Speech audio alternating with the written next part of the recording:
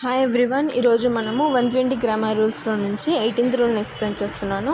నేను already 1 to 17 rules explain చేసి upload చేశాను.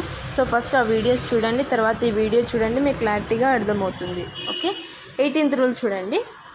18th రూల్లో it is time, it is high time, it is time, it is high time. It is time అంటే ఏంటి? సమయం అయ్యింది. ఇట్ ఈస్ హై టైమ్ అంటే చాలా సమయం అయ్యింది అని. సో ఎప్పుడైనా మనకు ఒక సెంటెన్స్లో ఇలా ఇచ్చారు స్టార్టింగ్లో అంటే ఇట్ ఈస్ టైమ్ టు తర్వాత ఏం రావాలి? టు రావాలి. ఇట్ ఈస్ టైమ్ టు తర్వాత వర్బ్ ఏముండాలి? V1లోనే ఉండాలి verb. It is high time to, it is high time తర్వాత ఏం రావాలి? సబ్జెక్ట్ రావాలి. తర్వాత వర్బ్ ఏ ఫామ్లో ఉండాలి? V2లో ఉండాలి. ఓకే, మళ్ళీ ఒకసారి చెప్తున్నా చూడండి. ఇట్ ఈస్ టైమ్ వచ్చిందంటే టు తర్వాత V1 ఉండాలి, వర్బ్ 1 ఉండాలి. ఇట్ ఈజ్ హై టైమ్ అని వచ్చినప్పుడు సబ్జెక్ట్ తర్వాత వర్బ్ ఏ ఫామ్లో ఉండాలి? V2లో ఉండాలి. ఓకే, సో మీకు ఎగ్జాంపుల్స్ ఎక్స్ప్లెయిన్ చేస్తే మీకు క్లారిటీగా అర్థమవుతుంది. సో ఎగ్జాంపుల్స్ చూడండి. It is time to gathered in the harvester.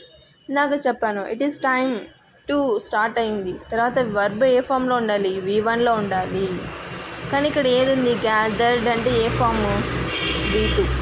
V2 ఉండొచ్చా? ఉండకూడదు, V1ఏ ఉండాలి. సో V1 ఏంటి? గ్యాదర్డ్కి gather, gather is a V1. ఇప్పుడు సెంటెన్స్ చూడండి. It is time to gather in the harvest. ఇది కరెక్ట్ సెంటెన్స్. ఓకే, ఇలా ఎర్రర్ డిఫైన్ చేయాలి. Next example. It is time to pipe the sailors down.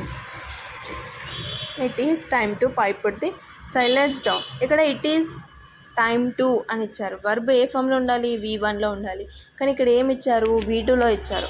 V2 ఉండొచ్చా? ఉండకూడదు, V1ఏ ఉండాలి. V1 ఏంటి? పైప్డ్కి pipe. Okay, next third one. It is high time to they arrived. ఈ sentence చూడండి. ఇట్ ఈస్ హై టైమ్ ఇచ్చారు, తర్వాత ఏముండాలి? సబ్జెక్ట్ ఉండాలి. సబ్జెక్ట్ ఏంటి ఇక్కడ? దే అనేది సబ్జెక్ట్ తర్వాత ఏముండాలి? V2 ఉండాలి. వర్బ్ ఏ ఫామ్లో ఉండాలి? V2. అరైవ్డ్ అనేది V2నే. సో ఇక్కడ ఏంటి? నో ఎర్రర్, కరెక్ట్ సెంటెన్స్లోనే ఉంది కదా. It is high time they arrived. ఇది దీంట్లో ఏంటి? No error. So 18th rule ప్రకారము ఇలాగా ఎర్రర్ని ఐడెంటిఫై చేయాలి. ఓకే, ఇలాగనే ఇస్తారు సెంటెన్స్. మనం ఎర్రర్ ఎక్కడ ఉన్నది క్లారిటీగా అబ్జర్వ్ చేసి కనుక్కోవాలి. నేను ఇవే కాదు, మోర్ ఎగ్జాంపుల్స్ కూడా డిస్క్రిప్షన్లో ఇస్తాను, అవి కూడా ప్రాక్టీస్ చేయండి.